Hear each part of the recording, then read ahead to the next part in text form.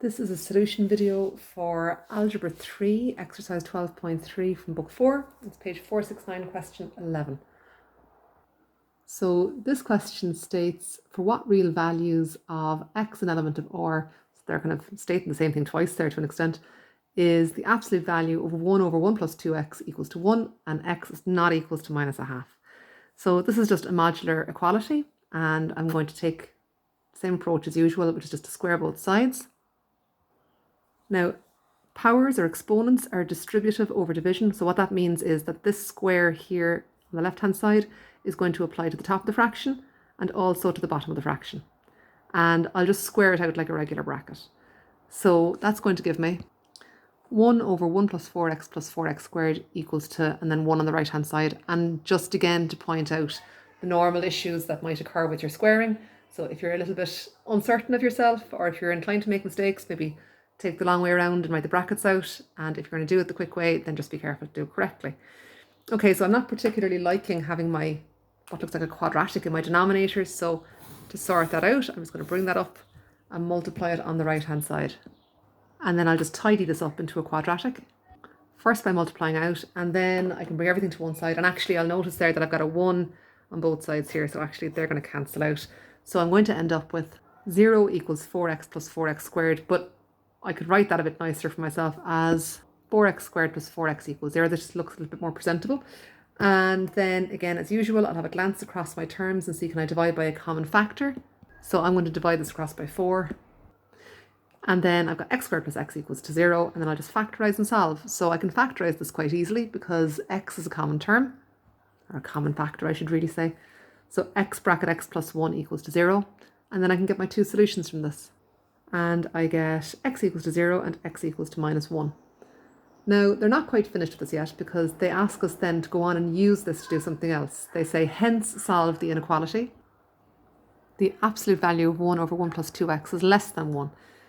So I'm going to end up with these numbers being part of my solution. All I really have to watch out for here is that I'm careful with my inequality symbols. So if I have a look at what's happened with my previous part of the question, I'm able to square on both sides for an inequality, that's fine. And that would bring me to this line here. Yeah, I'll just go back up a little bit there. So yeah, that was my squaring there. I can square no problem. And then I can tidy it up to this. So I'd be doing the exact same thing if it was the inequality. And then I could bring my denominator across and multiply. And I can do that, by the way, because I'm confident that it's positive, even when I'm dealing with the inequality, because I've squared to get it. So that's not a problem. So I'd be able to bring that across. And I'd be at this line here then, where I cancelled off my 1s. And this line is fine as well. But now just to notice what I did in my next line, which is where I kind of moved things around a little bit. And I'm probably going to run into some difficulty with my inequality in this regard. So what I'm going to do actually is just make a column here so I can show you which bits are okay and which bits I have to watch out for.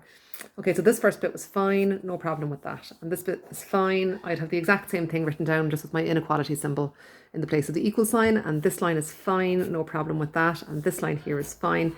It's when I get as far as this guy that I've got an issue.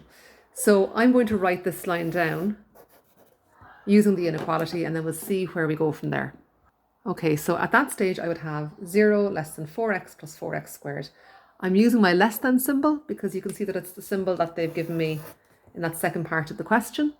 And I'm happy to run with that being my symbol until I make some structural changes, if you like, to my inequality. So if I make things switch sides or if I multiply across by a negative, because I know that those things have implications for my inequality symbol.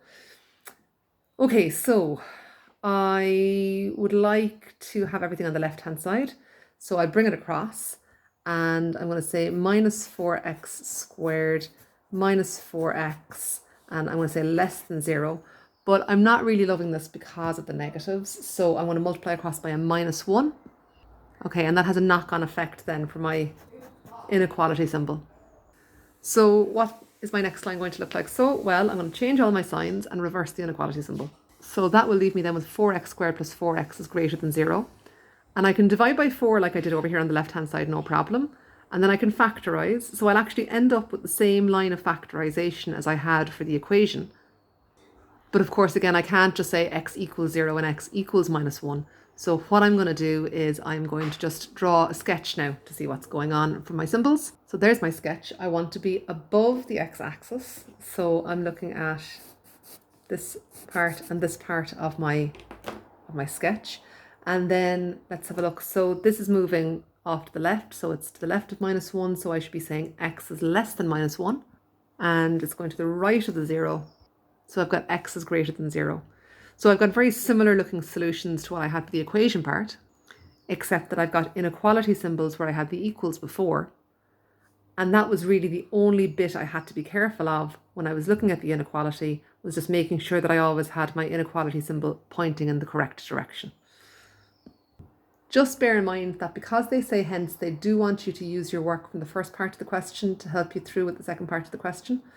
So that's why I'm, I suppose, starting part way down. However, I would be nervous about just launching straight into sticking in an inequality symbol right here because of the reasons that I've outlined in terms of negatives and positives and direction of inequality signs. So it's no harm to just take your time a little bit to be sure that that's pointing in the right direction before you proceed to the very end of the question.